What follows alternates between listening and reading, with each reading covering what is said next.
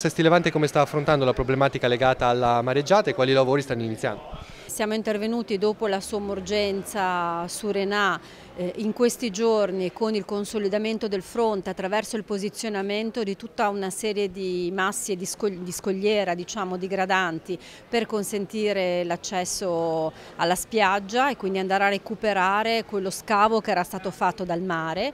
Sono state aperte le buste per l'assegnazione di un ulteriore lavoro, di un nuovo affidamento che prevede la riprofilatura della costa di quel terrapieno che il mare aveva proprio rotto, diciamo, separato in due.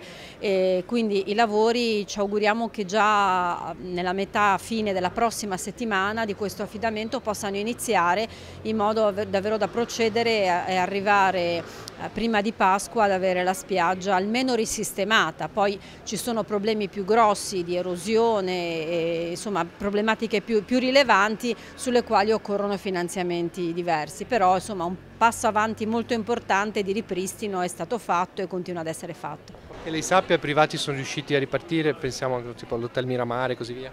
L'Hotel Miramare sta lavorando proprio, in questi giorni siamo andati a verificare che stanno lavorando, hanno molto da fare, per cui anche loro penso che aspettino delle risorse, ma credo che stiano lavorando con l'obiettivo di poter riaprire, insomma, quando la stagione non è ancora iniziata. E nello stesso tempo noi stiamo cercando di dare una maggiore sicurezza all'Hotel Miramare, ma non solo, anche a tutte le abitazioni che sono nella zona. È stato già affidato un primo lavoro di ripristino della diga di Portobello, assegnato, gli occorrono le autorizzazioni sia della Regione che della Capitaneria per il posizionamento dei massi. Appena arriveranno le autorizzazioni pensiamo ragionevolmente a fine mese possano avvenire i lavori di primo consolidamento della diga.